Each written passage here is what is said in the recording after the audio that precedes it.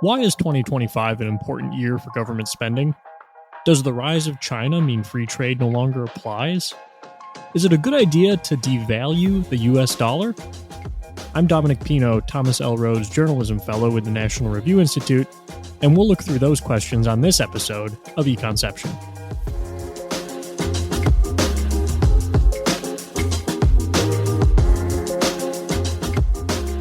Econception is a podcast of the American Institute for Economic Research that looks at the economic issues of the day and the broader economic concepts behind them. We're recording today on location from inside the budget window. Not many people know this, but it's actually one huge window on the back of the Capitol building, and it's a tradition for members of Congress to smash it every time they pass a new spending bill.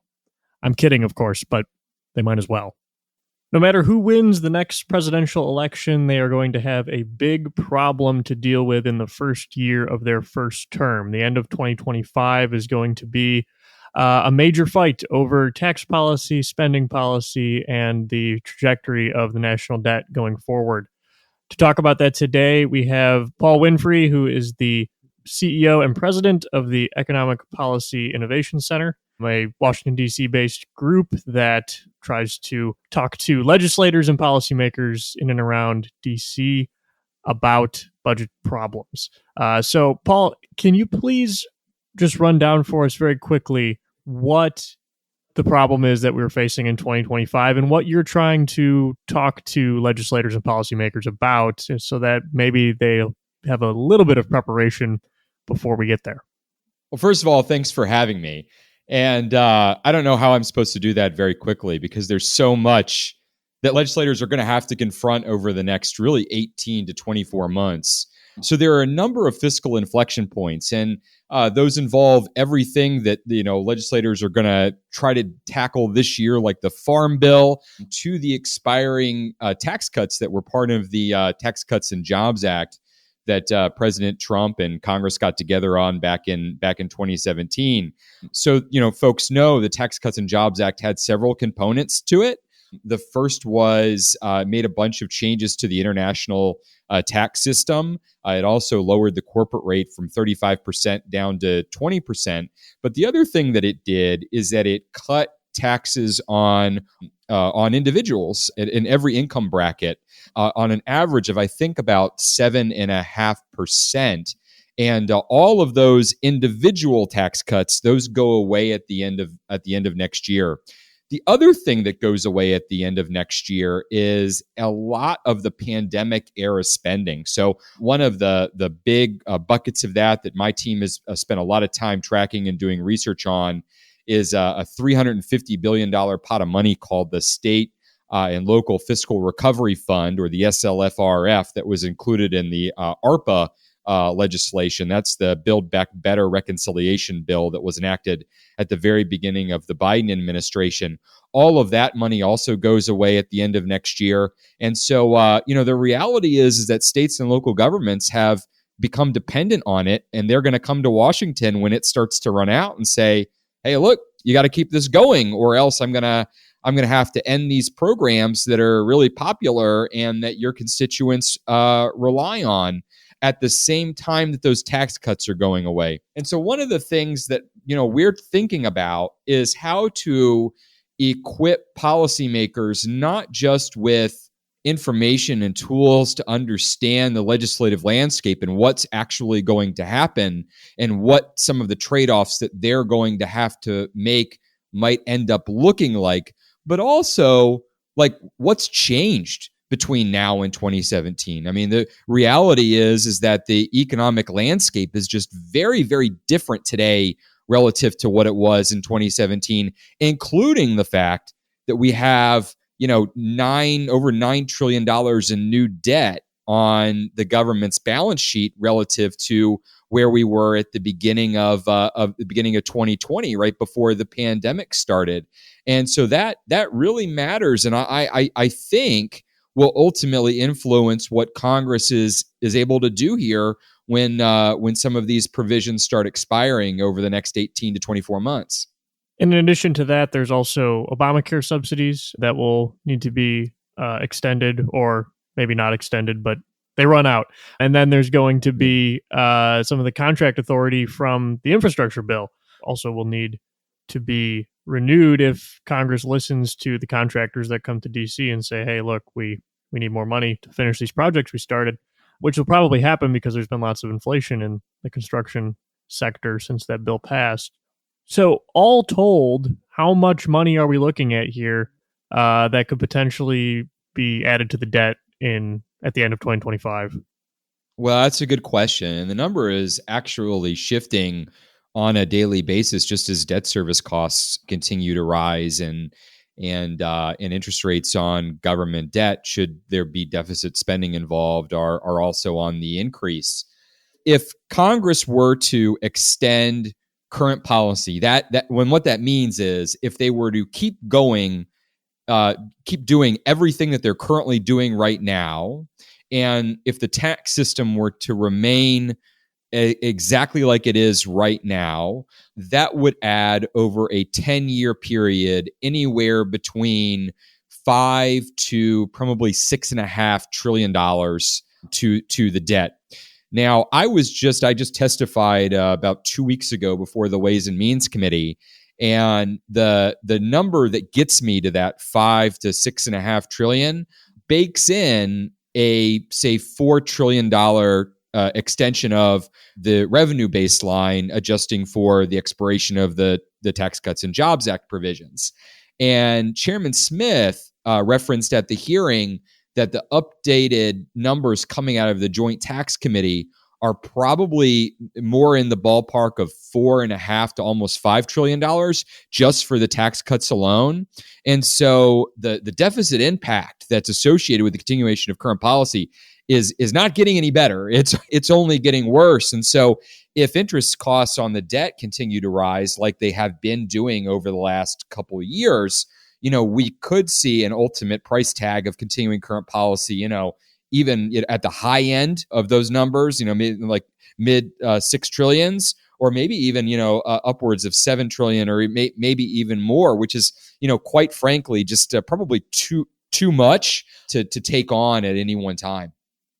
I think one of the things that can be confusing about this for people is that we talk about, like you just said, if Congress keeps current policy, if they keep doing exactly the same things that they're doing right now, it's going to cost an additional $5 to $6.5 trillion. In a person's household budget, if they keep spending the same way that they're spending, they're not going to spend more. But in Washington, it doesn't work that way. Can you explain a little bit about why that's the case, that doing the same thing ends up costing more money? Well, doing the same thing ends up costing more money in part because debt service payments are just so much higher than they have been in the past. So when the Tax Cuts and Jobs Act was originally enacted, I think that short-term debt, that's government debt that matures anywhere between 1 month and 3 months, the interest rate on that was less than 1%. Right now, it's over 5%. The interest rate on long-term debt, that's debt that matures over, say, a 10 or a 30-year period, was in the ballpark of about 2.5% when the Tax Cuts and Jobs Act was enacted. Now it's at about 4.5%. As a matter of fact, we just saw a Treasury auction that went a little bit haywire a couple of weeks ago, where they had to end up offering 4.55% just to get people to buy that long-term debt. At the same time, because usually short-term debt has lower interest rates than long-term debt, Treasury was refinancing a lot of maturing debt, long-term maturing debt, with short-term debt. Well, as those yields have flipped, it's come back to bite us in the rear end. And over the next year, Treasury has about $8.9 trillion in maturing debt just in 2024 alone that they're going to have to refinance, while at the same time we're running a deficit of about $1.5 trillion, meaning that Treasury is going to need to go to auction markets and raise anywhere between $10 and $10.5 trillion just this year in order to pay our bills. And so, there are lots of dynamics and reasons for why that's happening, but ultimately it runs up the price tag, because we're not talking about a world where primary surpluses are on the horizon.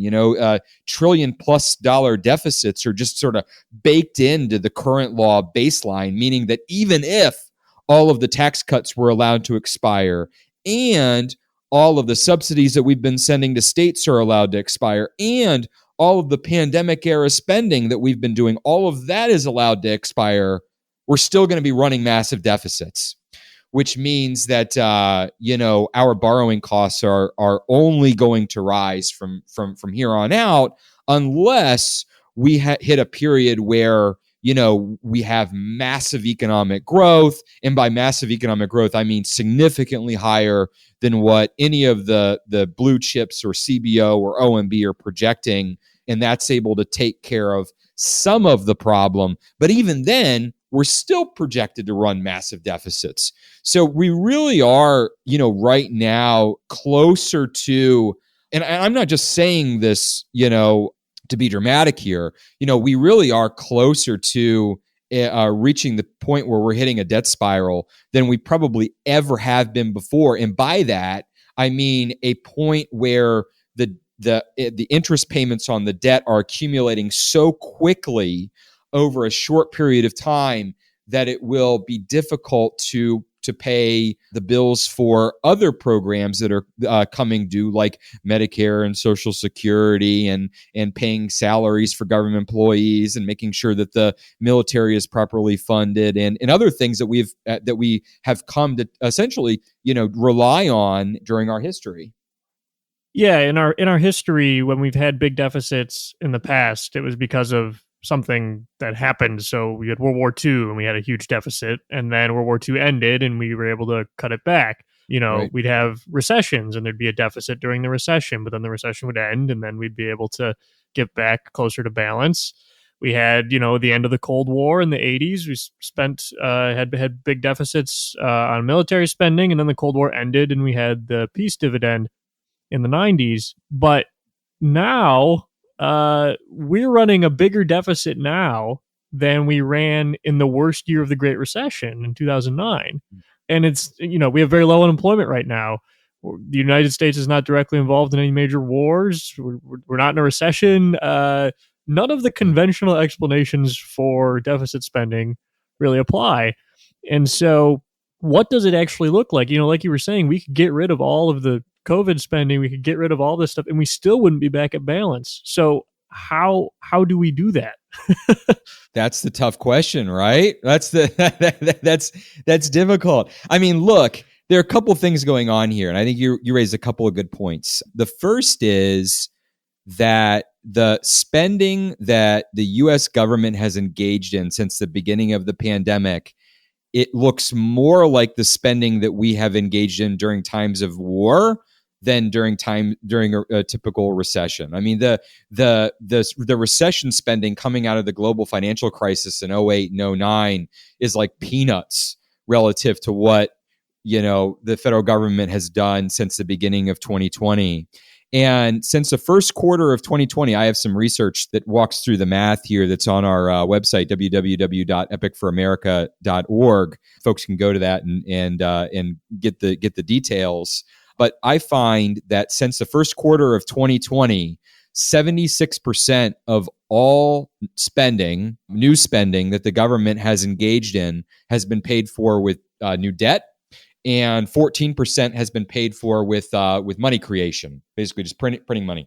7% has been paid for with revenues, and the remainder is a bunch of other little things that the government uses to pay for new spending. So basically, you're saying that like less than 10% of the new spending we've done has been actually paid for with real money. That's right. Okay. That's right. And compare that to the World War II, where about 40% of all the new spending was paid for with real money. Still a minority, but much larger than what we've seen since the beginning of 2020.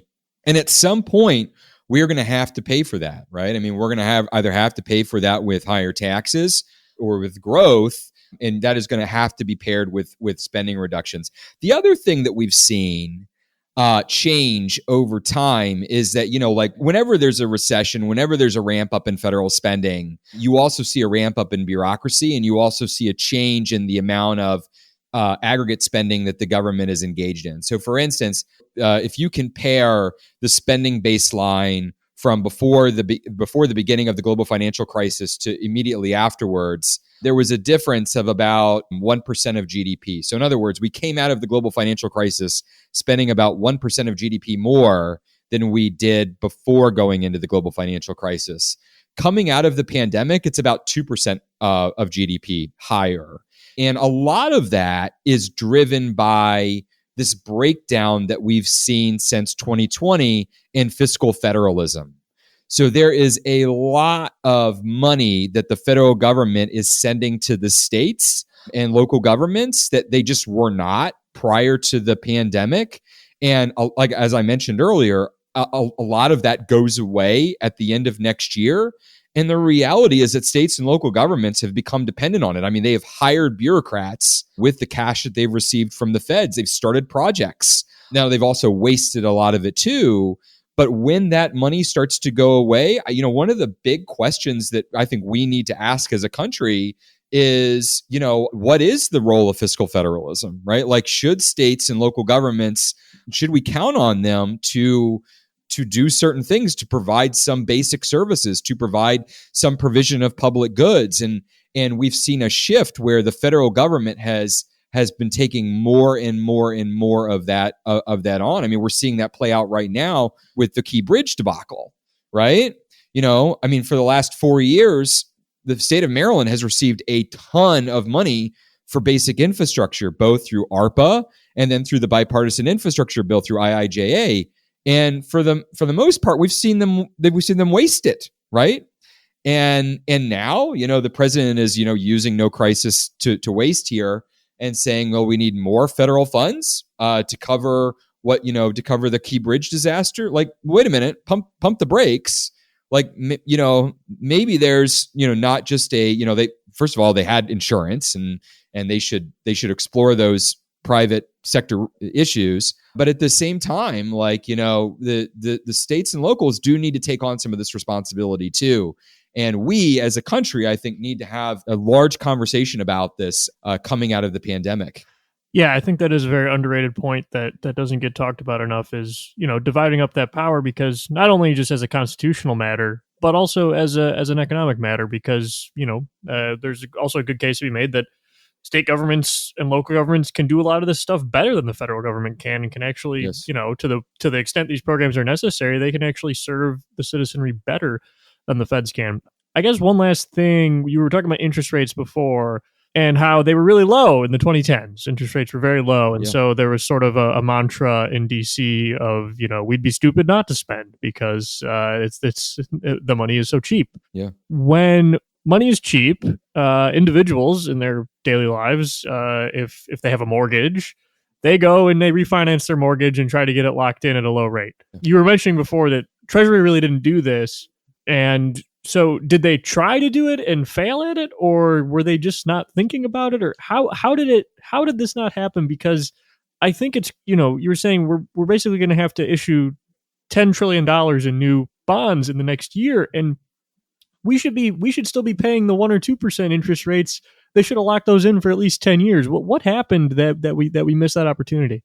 Yeah, I think that's a great question. Part of what happened is that they thought that rates would generally be low forever. And even if you go look at Biden's first budgets, he's projecting rates, long-term rates that were, 2.5-3% over the long run. And that's just not where they are right now. And that was driven in part by the fact that large financial institutions and foreign investors had been buying U.S. government debt at pretty healthy rates. And for the last 24 months, they've taken a big step back. And I think that there are a couple of reasons for that.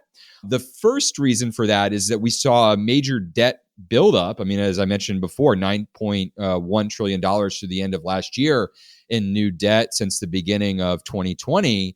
And so, the large financial investors and the foreign investors as well were, they had bought a lot of debt, right? And they were essentially satiated. And they also see on the horizon that they're going to be asked to buy a lot more debt at some point in the future. And so right now they're taking a step back and going, hey, wait a minute, maybe we need to diversify a little bit, and we'll be happy to buy more US debt at some point in the future, but maybe not at 4.5%, maybe at 5, 6, 7%. And so if you talk to these large financial institutions and again, foreign investors, they'll say, look, we're not betting against the United States, but we are, again, we've taken on a lot of debt on our portfolios over the last few years. We're using this time to diversify. And, and at some point, we will buy, we'll just buy at higher prices, right? Because we know that you're ultimately going to need us. Now, at the same time, and this is an important observation, right? Like, again, they're not saying that they're betting against the United States, but at the same time, we've taken, the fact that the dollar is the world's reserve currency and that the US Treasuries still seem to be the world's leading safe asset. We've taken that for granted for a long, long time. And a few years ago, when myself and others used to say things like, well, we might reach a point at some point, at some time in the future when, there's another safe asset out there that investors prefer over treasuries. People used to say, well, that's crazy. Like, that's insane, right? Well, that was the same mentality that folks had about, UK debt and the pound sterling before World War I. And look what happened, right? The US superseded the UK in the world's production of safe assets. And then all of a sudden the dollar became what everybody wanted. And we've been able to benefit off of that for 100 years. But there's nothing written in stone that the US dollar and US treasuries will always be the thing that people gravitate towards. And so the way I see it is that right now, investors are sending us a signal.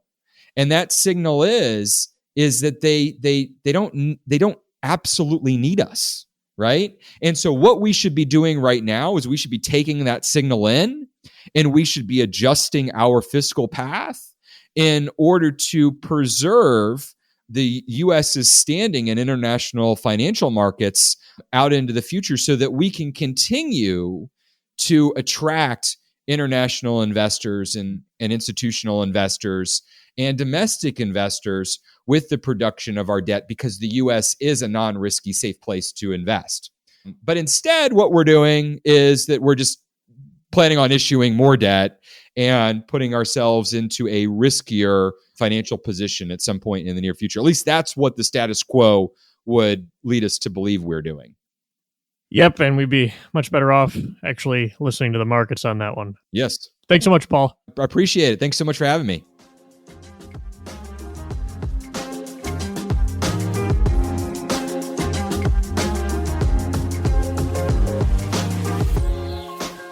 We talked a little bit last episode about the China shock and what economists mean in the literature when they use that term. There's a whole bunch of economic papers that have studied this, and we went through a summary that Scott Lincecum of the Cato Institute wrote for the Dispatch, in which he sort of surveyed the literature and explained what economists actually mean. To refresh your memory, it's not the same thing that politicians mean when they say China shock. It is not a case for protectionism necessarily. It is not an argument that free trade doesn't work. But it is nonetheless true that China is a very large country. They have 1/5 of the world's population and about 1/5 of the world's economic production. China is a huge country.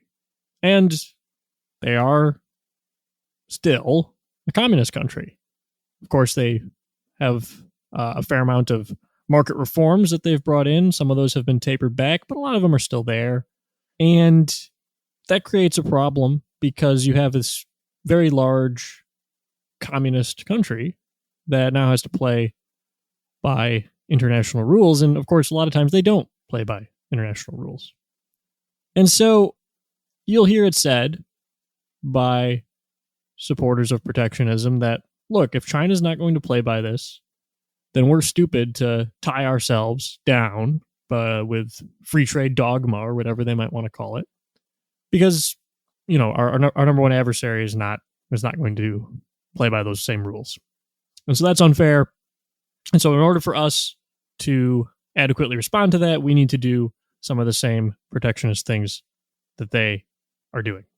Now, it's important to separate China from other countries, because what can happen with this mindset is all of a sudden we're arguing for protectionism for other countries as well. We've seen this happen in the previous administration, the Trump administration. They did the trade war with China, which has continued mostly under Biden. And as a result of that, have put lots of new tariffs on products from China. And now the Trump administration, if there's going to be another one, wants a 10% tariff on everything from every country, not just from China. We've seen how this argument that starts with one country all of a sudden expands. And it's really important for the United States to remember that China is big, but not China. The rest of the world that isn't China, it's a lot bigger. Now, from an American perspective, it's not only the size of not China relative to China that's good news. The U.S. has a few other adversaries such as Russia and Iran, but it already has deep and beneficial relationships with many of the major players in not China. Look at the sphere of influence that the United States has versus what China has. If you look at the countries that we are allied with already as Americans, these are some of the most productive economies in the world. One of the best illustrations of this recently is that on the same day that the Prime Minister of Japan was speaking to the U.S. Congress and talking about how strong the alliance is between the United States and Japan, Japan being one of the other major economies in the world, one of the wealthiest countries in the world, with amazing companies that produce goods that we use every day. China, on that same day, announced it was strengthening its ties with North Korea, one of the poorest countries in the world, a country that doesn't make anything of value on global markets. So we have an advantage here as Americans, and we should press that advantage with free trade with all of those other countries that are also opposed to China. But we're not doing that. We had an opportunity with the Trans-Pacific Partnership, which was an opportunity to have a trading bloc of Pacific countries, including the United States, and excluding China. This would have been one free trade area involving Australia, the Philippines, Japan, South Korea, all these countries. And it fell apart, mostly because the U.S. didn't lead on it, because free trade became politically unpopular domestically, not because it was a bad idea internationally. Or take a look at NATO. NATO is a mutual defense treaty that the United States is a member of with lots of other European countries. These countries also have highly developed economies with top companies that do lots of great stuff. We're already friends with them. We are already military allies with them, which means we share defense technology, we share intelligence. These are countries we trust a lot with, top national security information and equipment. But of the 31 countries in NATO, the United States only has a free trade agreement with one, Canada, as part of the free trade deal that also includes Mexico. The other 30 countries in NATO, we don't have free trade deals with. Why? Take the United Kingdom as an example. Some of the arguments against free trade, people will say, oh, you can't have a free trade agreement with a lower income country with low labor standards or any of the rest of this, which is not really true. But those arguments don't even apply here. We're talking about the United Kingdom. Not only do they have high labor standards, in probably a year, they're going to have a labor government. The political organ of trade unions is going to be running the country. So trade unions in the United States can't really complain about insufficient labor protections. This was another thing that was coming out of Brexit for the UK. What a lot of top Brexiteers, including Daniel Hannan, previous guest on Econception, supported once the UK got out of the EU, supported them negotiating a free trade agreement with the United States. And unfortunately, that deal fell apart again because of lack of U.S. leadership and the belief among U.S. politicians that free trade is just unpopular domestically. Part of it is they're not making the case very well. If you really want to take seriously the threat of China, and let's put aside the question of free trade with China, let's say they're totally right that we should have protectionism for China. Let's say that they're totally right for sake of argument. Let's say that that's totally right. Why don't we have free trade deals with the UK? What about other countries that we have military alliances with, like the Philippines? Countries like Taiwan. That would be a much better alternative to China's approach of international economic influence, which is the failing Belt and Road Initiative, where they basically lent $1 trillion over a decade to a bunch of poor countries that won't be able to pay it back to build roads there and other forms of infrastructure. It allows us to better counter the Chinese influence, to give them free trade agreements, to give these other countries free trade agreements with the United States. Because as long as we're not there, as long as the United States is not pursuing these economic relationships, China's going to. They are. They're doing it. And it would be much better to have these countries on our side. Many of them already want to be on our side and would prefer to be on our side. It would be much better for that to happen than for China to continue to exert its influence. And one of the other ideas that people have when they look at China is they say, look, China manipulates its currency. Well, we have proposals being batted around by advisors to Donald Trump to manipulate the U.S. currency. Some of the economic advisors to the president, including Robert Lighthizer, who was his trade representative in his first administration, has been talked about returning to the cabinet in some capacity if Trump wins again, have been talking about devaluing the U.S. dollar.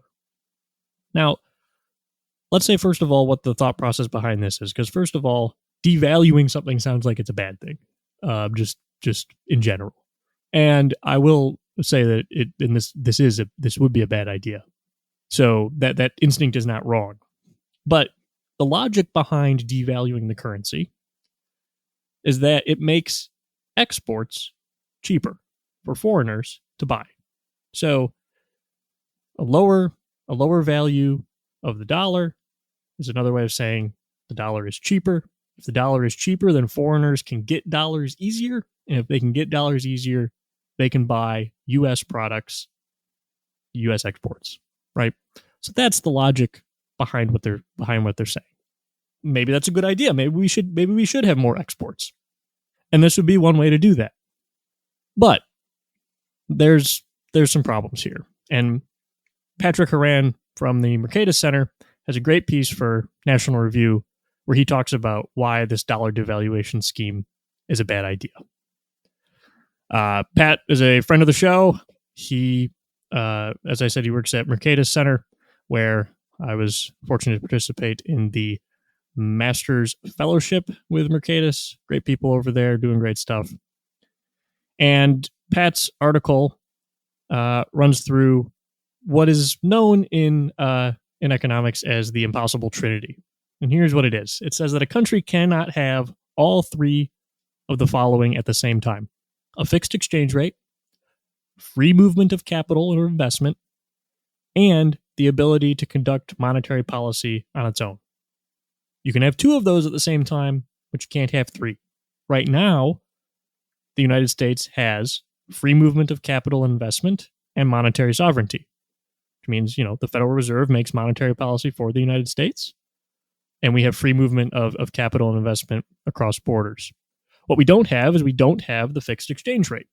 The U.S. dollar, as most other currencies do in most other developed countries, it floats freely on international markets. So the market price of the dollar is the price that we pay. That's been the case since 1973. We chose those two. And basically what this proposal would be to change that. The idea of devaluing the dollar would be moving to some kind of fixed exchange rate. or at very least a government managed exchange rate, even if it sort of moves around a little bit. But they want to change it from what the market has priced it at. So that means you have to give up one of the other two. Well, which of the two do you want to give up? Do you want to give up free movement of investment? That's a bad call, because free movement of investment, investment's ultimately what fuels growth, Pat says. So to discourage that is a bad strategy. So if we aren't going to get rid of that one, then that means we're getting rid of the ability to set our own monetary policy. And Pat does a really good job of explaining how that would actually work.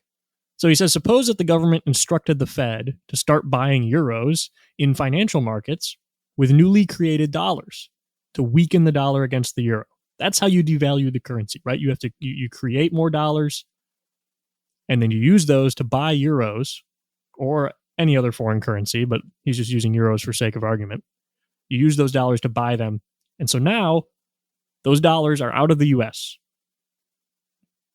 And when they're out of the US, that increases the supply of dollars on international markets, increase the supply, price goes down, you devalued the dollar. But now those foreigners can buy more US exports, or at least that's the thought. But Pat's point is that if we're using monetary authority to do that, that comes back and hurts us too, because an increase in the money supply like that is also going to cause some inflation. And the point of a central bank, as currently understood, is supposed to be to play a role in taming inflation. Obviously, they play a role in creating it too, but that's a separate argument. If they're no longer able to use monetary policy to control inflation, then that's a fundamentally different kind of monetary policy. It's also true that when we get rid of those dollars, and those dollars go abroad, it also makes imports more expensive for Americans, right?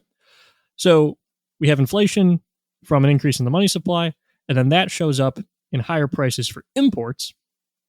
And then that'll be made even worse because other countries will respond to our currency manipulation, and they will further increase the price of those imports through tariffs and other kinds of protectionism as retaliation for what the US is doing. We've already seen that even from countries that we're friends with, countries like in Europe and in Japan. That doesn't help us in the fight against China. It helps to drive a wedge in our alliances.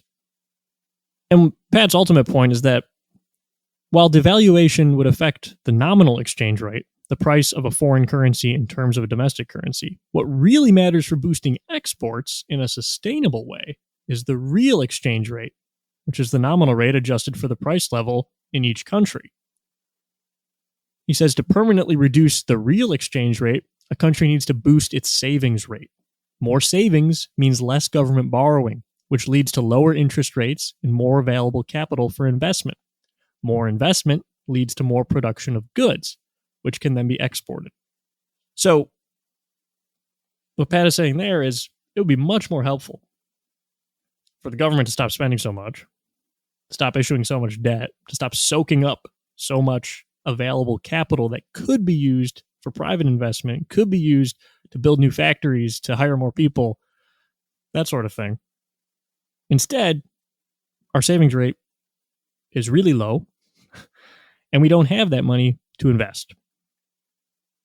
That hurts our productivity a lot more than anything that the Chinese are doing, and than anything we could do by devaluing the dollar. Now it's time for the paper of the episode.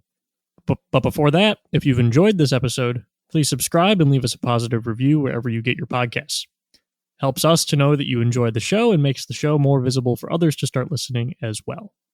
I let Paul pick the paper of the episode, which is really the chapter of the episode, because it's chapter 1 of the 2006 book titled Corruption and Reform, which was edited by Ed Glazer and Claudia Golden. It is by John Wallace of the University of Maryland, and it is called The Concept of Systemic Corruption in American History. Here's Paul to tell you about it. So one a chapter in a book that has really influenced the way that I look at the political economy in the U.S. is the chapter in a book that was edited by Ed Glazier and Claudia Golden on corruption in the United States. And this specific chapter is written by an economist at the University of Maryland named John Wallace. And Professor Wallace differentiates what he calls systemic corruption from venal corruption.